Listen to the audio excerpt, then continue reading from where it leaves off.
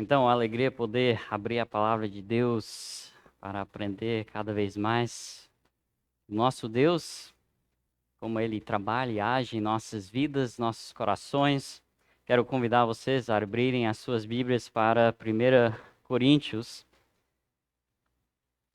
Estamos sem internet hoje, então o PowerPoint não foi carregado, mas isso não tem problema, porque a Bíblia, né, está aqui. Então, vamos poder acompanhar por meio da palavra de Deus. 1 Coríntios, capítulo 4. Esse capítulo 4 eu coloquei como título: O que você esperava? O que você esperava, especialmente em relação aos líderes da igreja local. Nós já vimos que havia várias dificuldades e problemas acontecendo dentro da igreja de Corinto. E um desses problemas é que eles tinham uma visão incorreta em relação à liderança da igreja. Eles tinham uma expectativa que não estaria certa, que não conduz com a palavra de Deus. E eu acho interessante que mesmo o apóstolo Paulo sendo atacado de certo sentido, ele aproveita esse momento para instruir os coríntios na forma que eles deveriam pensar sobre os líderes e sobre o próprio apóstolo Paulo. Nos primeiros 5 versículos do capítulo 4, o que é que você esperava? Avaliando o papel do líder, nós vimos que eles são, no verso 1, servos de Cristo e encarregados dos ministérios, os mistérios de Deus, encarregados do evangelho de Jesus Cristo. Eles haviam elevado alguns pastores, alguns mestres em um pedestal e tinha elevado de um ponto que não era saudável no contexto da igreja local e estava criando facções, divisões dentro do contexto da igreja. Então Paulo ajuda a tirar esses líderes, o próprio Paulo, do pedestal e diz: não, eu sou somente um servo, eu sou como se fosse aquele servo mais humilde que está remendo na parte inferior de um barco. Pensa de mim dessa forma. O verso 1 do capítulo 4 diz: portanto, que todos nós considerem como servos de Cristo encarregados dos mistérios de Deus. Então, começa a pensar corretamente sobre os líderes. Isso é uma forma que Paulo está instruindo os coríntios. Depois, a segunda parte, versos 6 a 13, nós olhamos o que é que você esperava, então avaliando a vida dos líderes. E nessa parte do texto, especialmente a partir do verso 8, nós começamos a ver um aspecto de sarcasmo de Paulo. Ele vai falando de uma forma exagerada para fazer o ponto que eles se acham já como reis que já chegaram no nível de espiritualidade. Na verdade, eles ultrapassaram o próprio apóstolo Paulo. Então, Paulo está dizendo: o que aconteceu, né? Vocês já são ricos, já são reis, já têm tudo, e nós não. Mas parece que Deus escolheu que os apóstolos sejam os últimos, mas vocês são os primeiros. O que aconteceu aqui? Às vezes, quando nós vamos ensinar alguém, nós usamos esses extremos. Precisamos ter cuidado quando usamos os extremos, mas tem um certo valor de mostrar aquele aspecto extremo. Estava pensando ontem na nossa reunião com o casal que nos acompanha, estávamos falando sobre a importância de ensinar os nossos filhos ao redor da mesa de ter um comportamento adequado. Isso é algo que é ensinado. E temos perdido um pouco dessa cultura de sentar ao redor de uma mesa, de conversar, de interagir e usar esse momento para instruir os nossos filhos. E é difícil, né? Não fala com a boca cheia, né? Quando você precisa de alguma coisa, você diz: por favor, passa isso.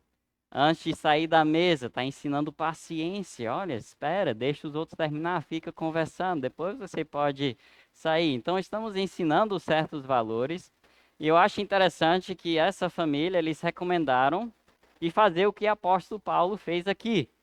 Ele disse que só levou 2 vezes. E eles foram lá fora, colocaram uma mesa de plástico. Eles têm 7 filhos.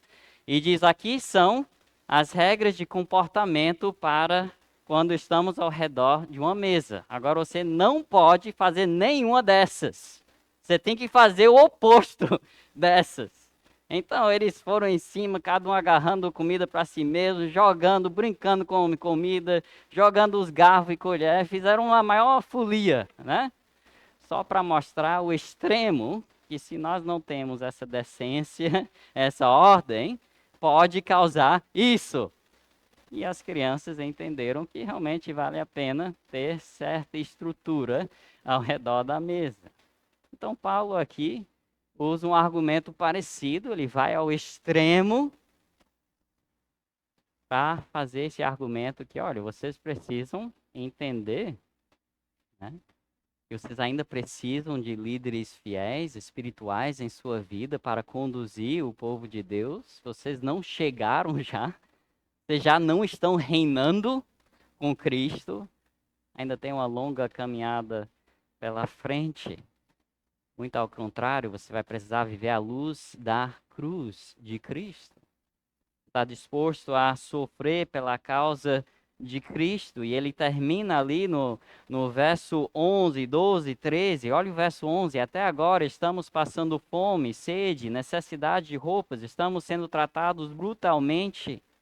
Não temos residência certa, trabalhamos arduamente com nossas próprias mãos. Quando somos amaldiçoados, abençoamos. Quando perseguidos, suportamos. Quando caluniados, respondemos amavelmente. Até agora, nos tornamos a escória da terra, o lixo do mundo. É pesado, mas Paulo está tentando dar uma dose de realidade para esses irmãos em Cristo. Que seguir a Cristo exige sacrifício. Viver à luz da cruz de Cristo exige sacrifício. E Paulo se coloca como um exemplo de como deve viver à luz da cruz de Cristo. E hoje chegamos na última parte do capítulo 4, de versos 14 a 21. O que esperava? Como é que nós então devemos avaliar a responsabilidade dos líderes? Quando nós pensamos em dificuldades, a nossa tendência é fugir. Quando pensamos em luta, em coisas que estamos sendo atacados, a nossa tendência é nos afastar, não é?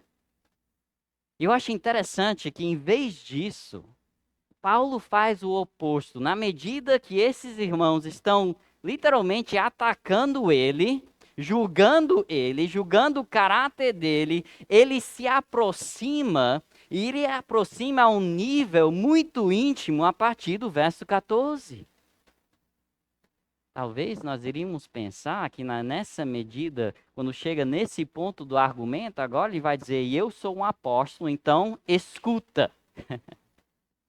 Eu tenho autoridade, eu tenho experiência, eu conheço a palavra, então escuta. Mas não faz isso. Muito ao contrário da nossa tendência natural, ele se aproxima. E ele já fez várias descrições de como vê o papel dele, né? Como um construtor de um edifício, um lavrador de uma fazenda, como um servo, como um encarregado desses mistérios de Deus. E agora ele vai dizer: eu sou como um pai. Um pai. No momento que a gente iria afastar, ele se aproxima e diz: olha, agora eu quero falar com você como um pai espiritual. Com a intimidade, a responsabilidade e o peso de um pai. Um pai presente. Um pai que esteve presente desde o início da sua vida e mesmo à distância ainda estou presente em sua vida e se for necessário eu vou vir e fisicamente estarei presente novamente em sua vida. Você é um pai para você.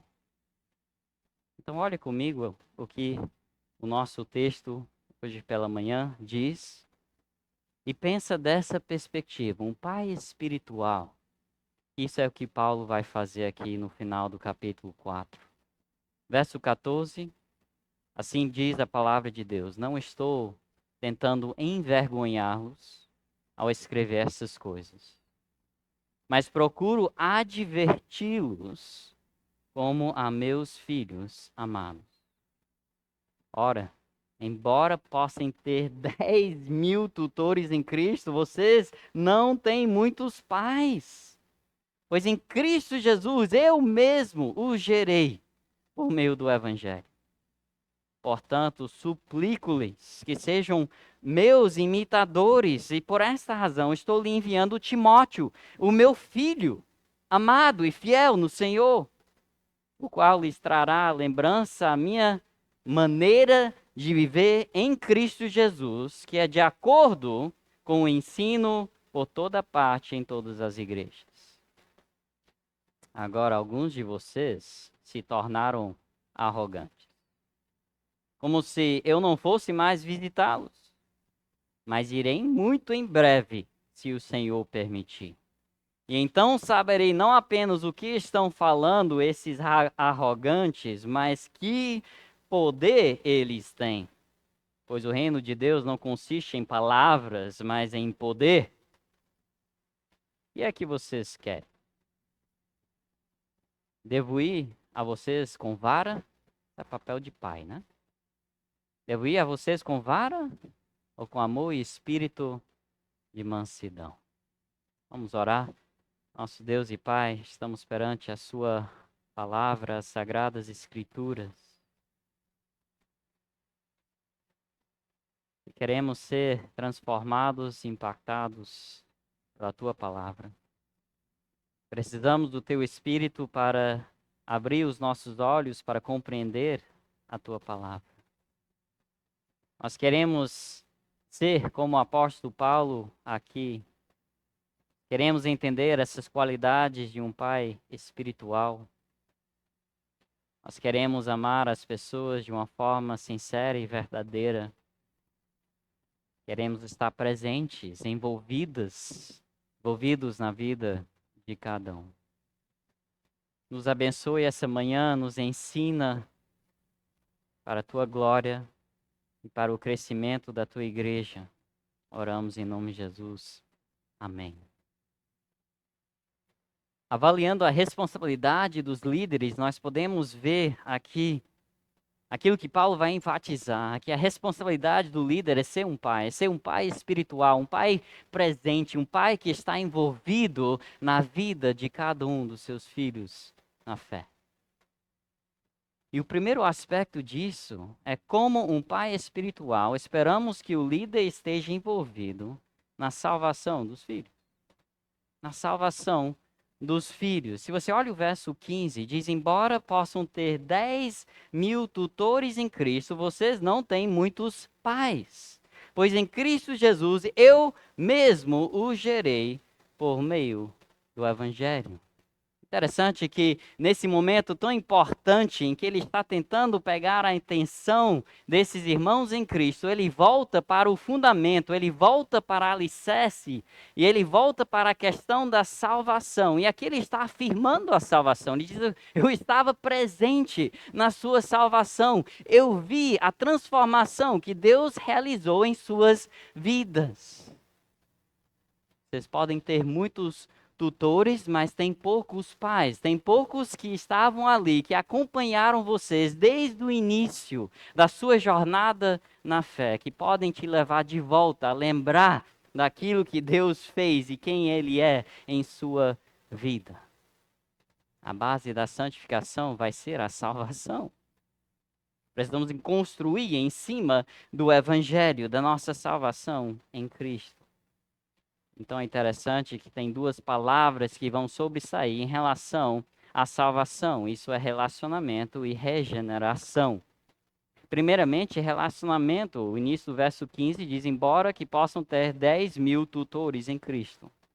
Tutores vem da palavra grega de pedagogia, pedagogo, aquele que ensina, aquele que instrui. Isso aqui seria um servo ou um escravo que era responsável pelo cuidado daquela criança. E estaria reforçando e ajudando essa criança a aprender o que precisava para a vida. Então, o tutor tem um papel muito importante, tem uma função muito importante de ensino, de instrução. Mas o tutor não é o pai.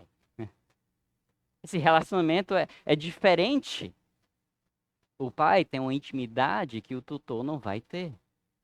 O pai terá uma presença na vida do filho que o tutor também não vai alcançar. Então, nesse momento, os coríntios estão ouvindo muitos tutores, estão ouvindo o ensinamento de muitos, estão pensando e refletindo sobre muitos ensinamentos que eles têm ouvido em vários assuntos, mas no capítulo 2, falando da sabedoria humana, aquilo que vem do mundo, então eles têm muitos tutores, mas Paulo vai dizer, mas eu tenho um relacionamento singular com vocês. Eu tenho um relacionamento diferenciado com vocês. Eu sou um pai espiritual e presente na vida de vocês. Nós podemos ter muitos tutores que são bons.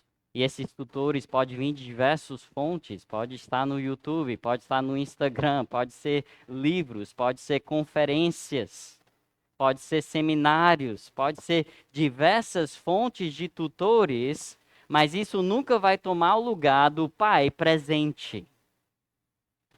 E nós vamos ver que o apóstolo Paulo vai enfatizar que é essencial a presença do líder, que seja um exemplo presente. Nós vamos ver daqui a pouco que Paulo não envia Timóteo para lembrá-los de doutrinas, de ensinamentos. Vai levar Timóteo para Timóteo lembrar da maneira que Paulo viveu. Pensa sobre isso. A nossa tendência é, se eu só pudesse ensinar, todo mundo ia ajeitar a sua vida. E Paulo diz, não é só o ensino. Você precisa de alguém presente em sua vida. Vai precisar de um relacionamento diferenciado. E Paulo diz, olha, como pai, tenho esse relacionamento. Mas além disso, Paulo vai dizer por que ele tem esse relacionamento. Por causa da regeneração. A segunda parte do verso 15 diz, pois, porque ele pode ser esse pai espiritual, pois em Cristo Jesus eu mesmo o gerei por meio do Evangelho. Agora, Paulo é bem cuidadoso aqui. Ele não diz que ele mesmo é o único responsável pela salvação desses irmãos. Ele estava envolvido nesse processo, mas ele deixa claro que o quê? Em Cristo Jesus eu o gerei por meio do Evangelho. Porque o poder da salvação é o Evangelho de Cristo. O papel é a função do líder, ou nesse caso, o apóstolo Paulo, é apresentar o Evangelho de Cristo. Cristo age na vida dessa pessoa por meio do Evangelho. E o apóstolo Paulo está ali só acompanhando e vendo Deus agir. Então, Paulo diz: eu estava ali, eu sou o seu pai espiritual, porque eu mesmo, por meio de Cristo, o Evangelho, gerei.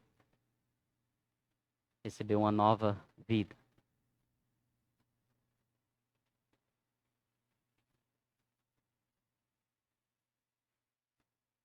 O relacionamento do líder é baseado na regeneração do filho na fé.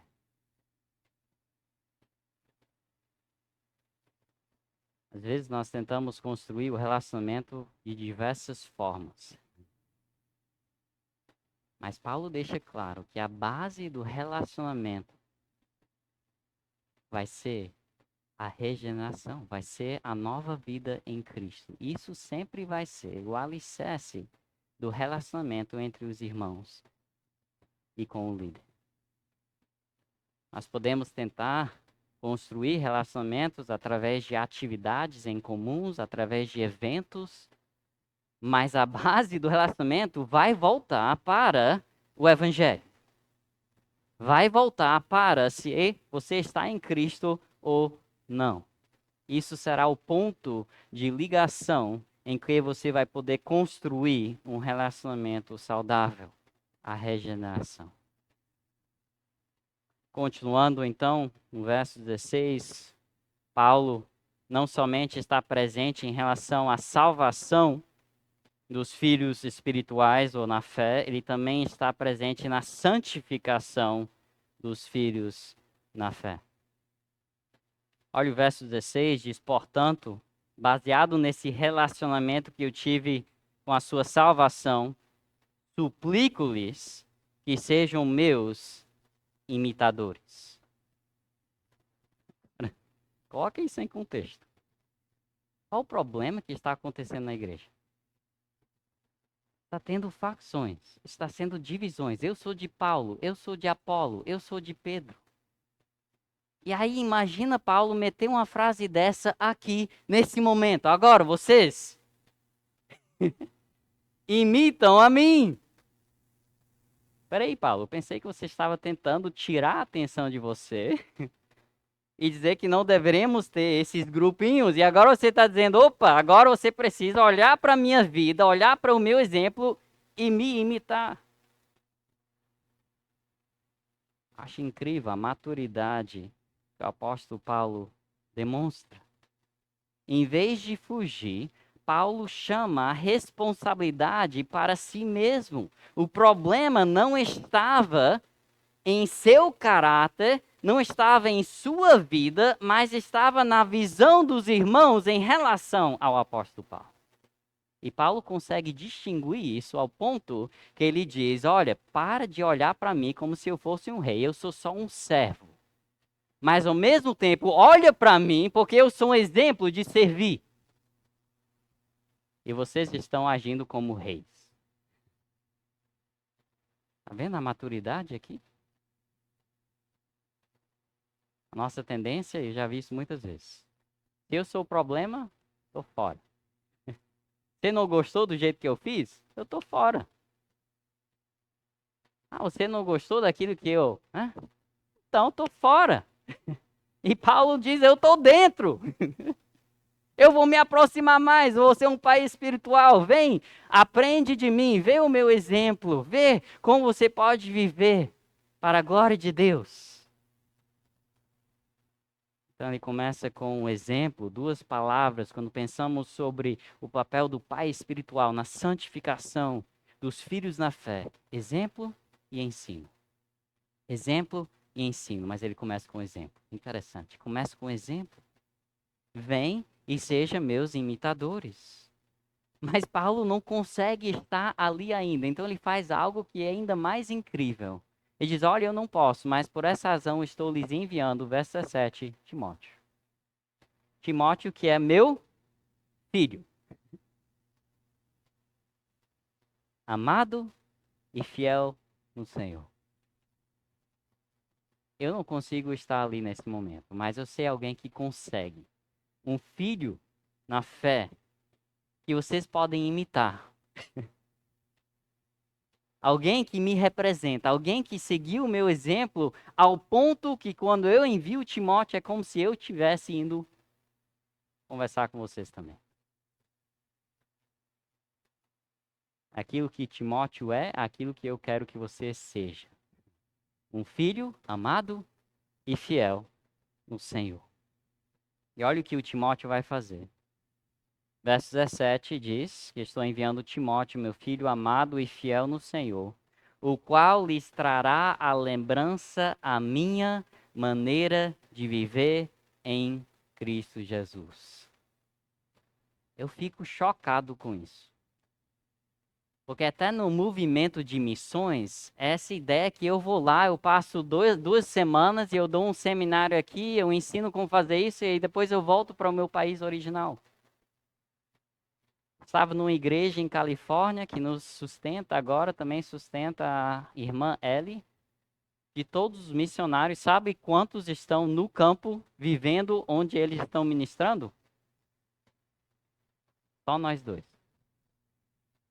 Imagina só. Só nós dois. Os outros vão, faz algum treinamento, sai. Depois vão, faz algum treinamento de novo, sai. que você faria nessa situação? Eu acho que eu ia juntar uma equipe, né? A gente gosta de comitê, né? E eu ia chamar o comitê e dizer, ó, tem uma igreja aí, Corinto, que a gente plantou, Paulo, o negócio tá feio ali. Vamos fazer um treinamento. Eles não estão entendendo como servir um ao outro, eles estão se dividindo aqui, então vamos fazer um treinamento sobre esses tópicos aqui. E aí, quem é que vai? Tá bom, você vai lá, você faz o treinamento, a gente apoia aqui de casa. E Paulo diz não. Eu vou enviar Timóteo, ele não vai fazer um treinamento. O Timóteo nem vai dar uma aula de doutrina para vocês lembrarem das doutrinas. Não. Ele vai para lembrar vocês do exemplo da minha vida. Como é que ele vai fazer isso? Com a sua própria vida. A forma que Timóteo vai entrar na igreja e interagir com cada grupo, mostrando que eles não precisam estar divididos, mas sim poderem unir para a causa de Cristo, vai ser o impacto que essa igreja precisa. Alguém que vem fazer a diferença, vai colocar isso do lado e essa pessoa vai ser a ponte entre cada um desses grupos, até que eles vejam o exemplo de Timóteo e vejam, a gente colocou o nosso orgulho lá em cima, nossa arrogância está lá em cima. Se a gente tivesse um pouco de humildade em fazer essas pontes. Fiquei pensando sobre isso e sobre o que Paulo faz aqui. Tem um exemplo, e esse exemplo é de acordo com, olha o final do verso 17. De acordo com o ensino, o que eu ensino por toda parte em todas as igrejas. Então, o exemplo de vida é de acordo com o ensinamento em todas as igrejas. Então, não é algo só da minha igreja, então não é panelinha. Isso aqui é coisa que é ensinada em todas as igrejas. Então, o meu exemplo é baseado no meu ensino. O oposto disso é hipocrisia, quando eu ensino, mas eu não vivo. Então, é essencial que eu seja um exemplo e isso seja baseado naquilo que eu ensino. Eu creio que uma das funções mais importantes dos líderes de uma igreja é exemplificar uma vida que é baseado naquilo que é ensinado.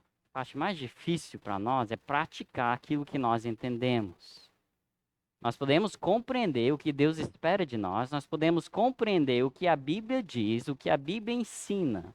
Os mandamentos na palavra de Deus não são difíceis de compreender, são difíceis de viver. Então, a grande dificuldade para nós é realmente implementar, viver, aplicar aquilo que nós entendemos. E uma das maiores funções de um líder é exemplificar isso, mostrar essa ponte entre o ensino e o exemplo. Mostrar como é que nós podemos pôr em prática aquilo que nós realmente cremos. Talvez eu teria duvidado a crença dos coríntios. Interessante que Paulo não duvida aquilo que eles creiam, mas sim ele chama os irmãos a viver de acordo com aquilo que eles creem. E talvez isso é uma lição para nós também. Muitas vezes somos rápidos para julgar. Não sei se você é um cristão. Não sei se você é uma nova criação em Cristo. Se eu tivesse encarado essa igreja, eu não sei se eu teria coragem de me associar ao ponto de dizer eu sou o pai da fé de vocês, mas não estou vendo fé nenhuma.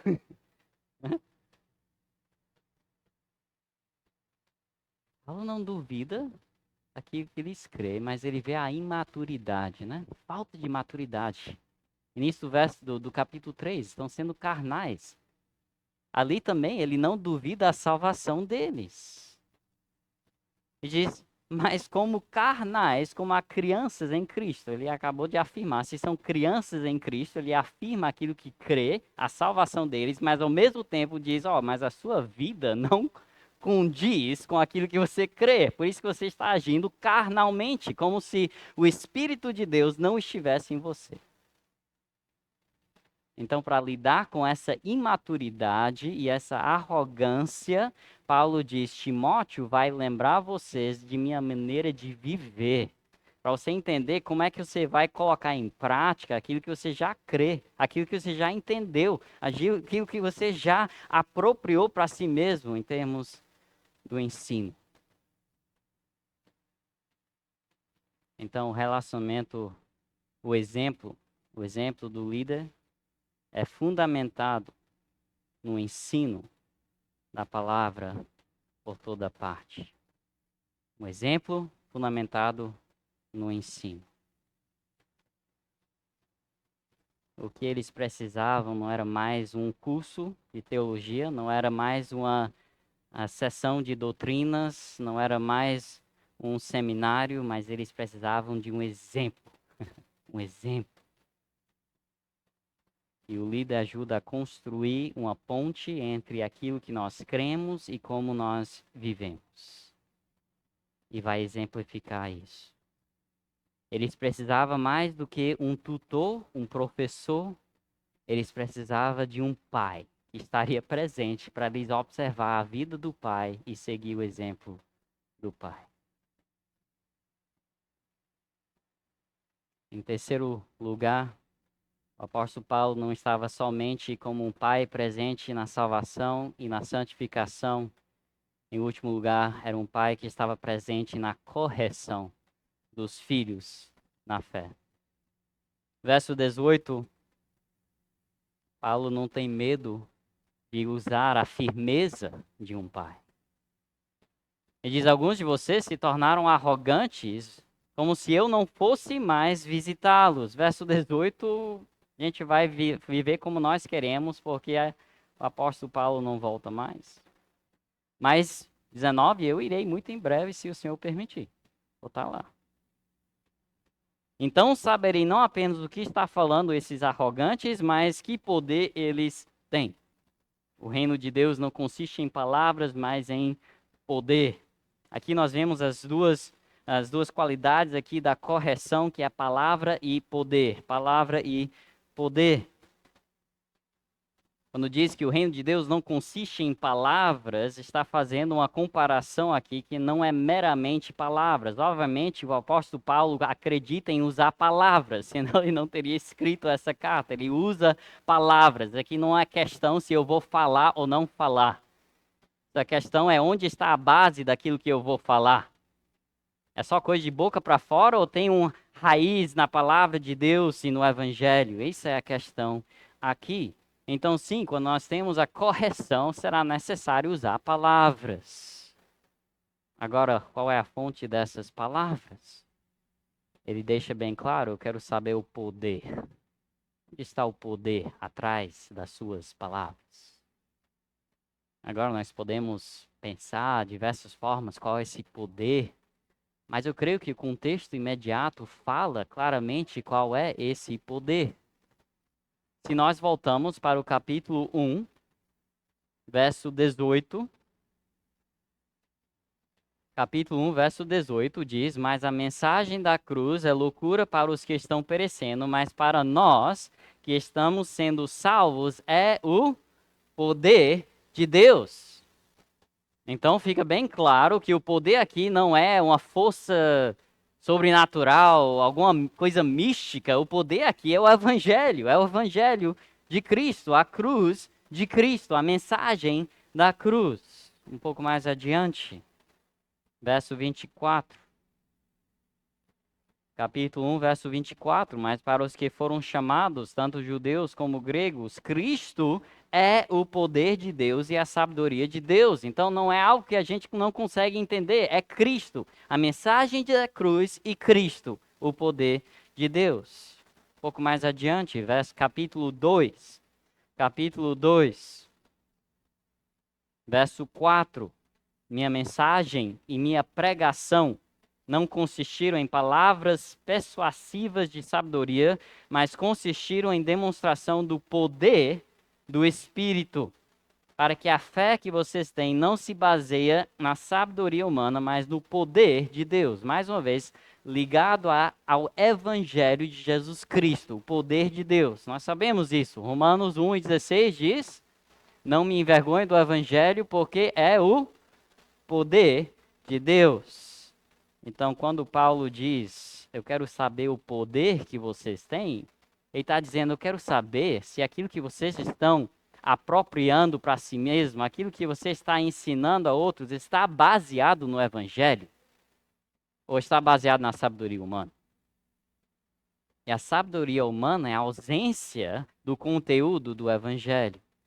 Então, qualquer coisa que vai trazer uma perspectiva de como viver, que vai trazer para a nossa mente um padrão de vida com a ausência do conteúdo do Evangelho, não terá poder algum. Vou dar um exemplo aqui que possa ajudar. Quando eu estou instruindo os meus filhos, sempre que eles cometem algum erro, eu tenho uma escolha que eu posso fazer. Eu posso corrigir esse erro com poder ou sem poder. Eu posso olhar e dizer, ó, filho, você não deveria bater no seu irmão. Isso é muito feio. Isso deixa o seu irmão triste. E deixa o papai e a mamãe tristes. Então, não deve bater. Em vez disso, vai dar um abraço nele. Aí vai ficar tudo bem. Qual o problema com isso? Não tem poder. Eu tirei o poder. Eu usei palavras para ensinar algo bom, sim. Mas não tenho o poder para cumprir isso pelo resto da sua vida. Talvez eu modifiquei o comportamento dele, mas não modifiquei o coração dele. Então o que é que eu preciso falar? Filho, quando você bate no seu irmão, isso é um pecado. Opa, não pode falar de pecado, pastor. Pois vamos olhar aqui, 1 Coríntios 15. Ainda bem que Paulo nos dá a definição do Evangelho, que é o poder de Deus que ele acabou de falar no início do livro. 1 Coríntios capítulo 15, verso 1, ele diz, irmãos, quero lembrar-lhes o Evangelho que lhes preguei, o qual vocês receberam e no qual estão firmes.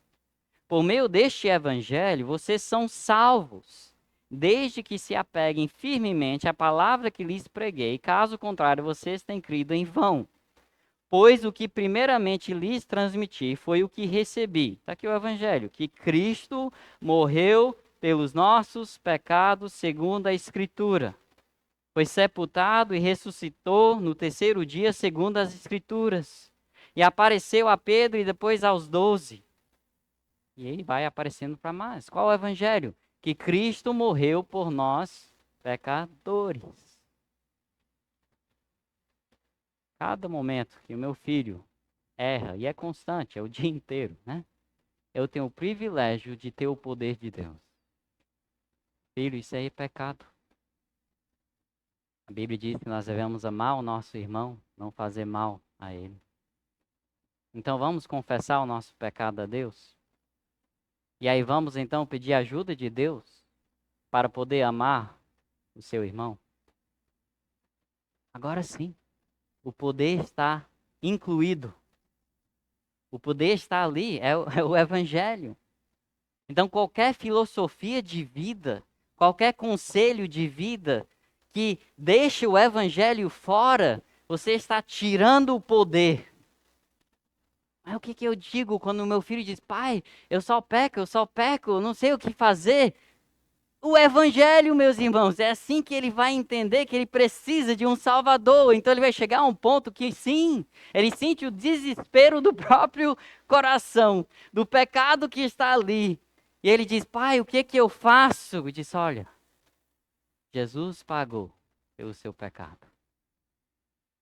Meus irmãos, não tem notícia melhor do que saber que é pecador, porque tem solução para pecado.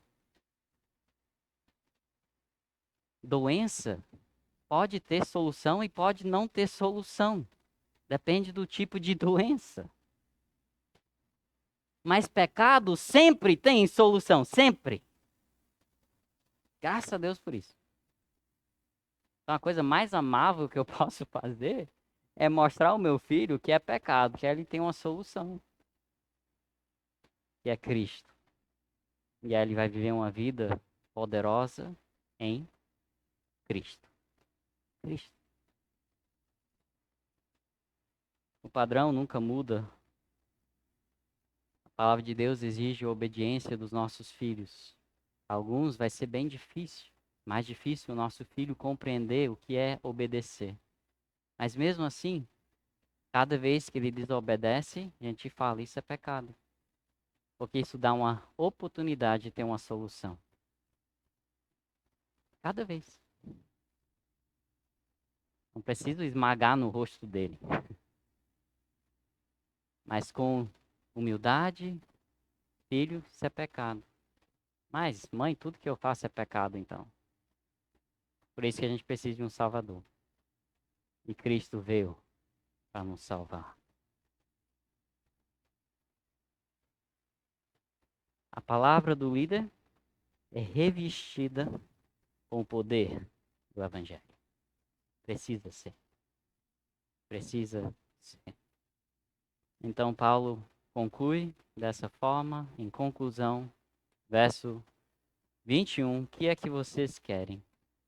Devo ir com a vara ou com amor e espírito de mansidão? Isso é um pai presente.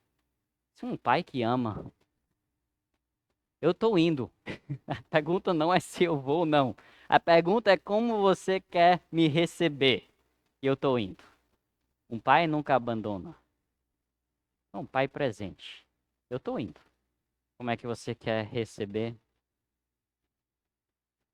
A responsabilidade de um pai espiritual, assim como qualquer pai, é estar presente para o bem do seu filho. Às vezes será com vara, às vezes com amor e espírito de mansidão, mas sempre presente na vida do filho. Tem um texto que é tão importante para concluir aqui essa manhã. Podem ir para Hebreus, capítulo 12.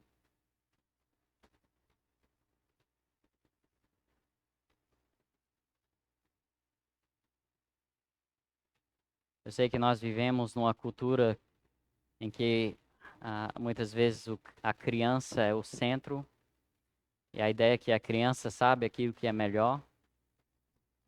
Então nós como pais, muitas vezes temos medo de perder os nossos filhos, então a gente toma um passo atrás, a gente não se envolve na medida que deveríamos, não estamos presentes na forma que deveríamos. Achamos que disciplina é algo ruim, mas nunca esqueça o que a palavra de Deus diz sobre isso. Hebreus 12, verso 5 diz: Vocês se esqueceram da palavra de ânimo que ele lhes dirige como a filhos, que é uma palavra de ânimo. Meus irmãos, a disciplina não é uma palavra de tristeza, é uma palavra de ânimo. Por quê? Meu filho, não despreze a disciplina do Senhor, nem se magoe com a sua repreensão, pois o Senhor disciplina a quem ama e castiga todo aquele a quem aceita como filho. Isso é Deus Pai. Como é que eu sei que eu sou um filho de Deus? Porque Ele está presente em minha vida. E às vezes essa presença é com a vara.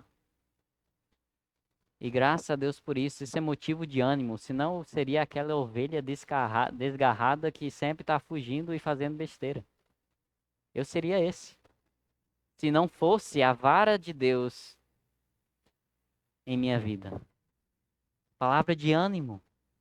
Então, verso 7, suportem as dificuldades, recebendo-as como disciplina. Deus o trata como filhos. Você quer trazer segurança para o seu filho? Disciplina ele. Ele vai entender que ele é um filho seu. Porque você ama, se importa ao ponto de estar presente na vida dele. Ora, qual o filho que não é disciplinado por seu pai? Acho interessante, nessa época, todos são, né? Como se hoje não poderia falar essa frase, né? Mas naquele tempo, todo mundo. E aí, verso 8, se vocês não são disciplinados, e a disciplina é para todos os filhos, então vocês não são filhos legítimos. mas sim ilegítimos. Além disso, tínhamos pais humanos que nos disciplinavam e nós os respeitávamos. Quanto mais devemos submeter-nos ao Pai dos Espíritos para assim vivermos. Nossos pais nos disciplinavam por curto período, segundo lhes parecia melhor. Mas Deus nos disciplina para o nosso bem, para que participemos da sua santidade. Se nós vamos disciplinar, nem assim, quando nós formos disciplinar os nossos filhos, não esqueça disso, o propósito é a santidade, então não deixe o poder fora. Porque o evangelho é o poder de Deus para produzir santidade na vida dos nossos filhos. Então, cada vez que for disciplinar, não precisa ser uma palestra cumprida. Olha, filho, você pecou, mas graças a Deus Jesus morreu na cruz por esse pecado aqui. Vamos confessar isso e agradecer a Deus que Jesus morreu por esse pecado de raiva, ou esse pecado de mentira, ou esse pecado de desrespeito, ou falta de honra para com os pais. Nenhuma disciplina parece ser motivo de alegria no momento, mas de tristeza. Verso 11. A Bíblia entende, gente. Deus entende. Mas, tarde, porém, produz fruto de justiça e paz. Todas as famílias querem justiça e paz dentro do seu lar. Esse é o caminho. Esse é o caminho. Para aqueles que por ela forem exercitados. Como um pai espiritual, como um pai humano, nós temos esse privilégio, temos essa responsabilidade. E nós vamos ver, a partir do capítulo 5, que Paulo vai disciplinar e vai ser forte, vai ser pesado. Aqui no início ele diz que eu não escrevo para envergonhá-los. Já no capítulo 6, ele diz, eu escrevo para envergonhá-los. Então, ele diz, agora sim, se prepara. Então, resumindo aqui, Paulo estava presente na salvação, estava presente na santificação por meio do seu filho na fé, Timóteo, e ele estava pronto para também estar presente na correção. Você aprecia isso dos líderes que Deus tem colocado em sua vida? Essa responsabilidade que Deus tem dado de ser um pai? E as famílias, vocês apreciam também essa responsabilidade como pais? De poder também estar presente na vida dos seus filhos? Não tem alegria maior, como 3 João diz, de ver os filhos caminhando na fé. Tanto os físicos, biológicos, como também todos os filhos espirituais. Amém? Vamos orar? Nosso Deus e Pai celestial. Obrigado que o Senhor nos dá o exemplo de como nós devemos ser, como pais espirituais. Obrigado que em nenhum momento o Senhor tem nos deixado. O Senhor é um Pai presente em todo o momento. Presente para nos encorajar e exortar, como também para nos corrigir e restaurar. Que nós sejamos como o nosso Pai Celestial. E assim vivemos em paz, como igreja, como famílias, como irmãos em Cristo. E o Senhor seja glorificado por meio da tua igreja, por meio de cada um aqui. E oramos em nome de Jesus. Amém. Muito obrigado mais uma vez pela presença essa manhã, estarmos cultuando juntos. Deus abençoe. Aqueles que são membros da igreja, por favor, não esqueça de pegar o papelzinho de oferta de fé, está ali perto do gasofilácio. Preenche e coloca, porque hoje o Departamento de Missões estará olhando para fazer o orçamento de missões, ok? Então, se você ainda não fez, por favor, faça isso antes de sair essa manhã. Deus abençoe. Aproveita aqui o tempo de comunhão. Esteja encorajando uns aos outros no Senhor.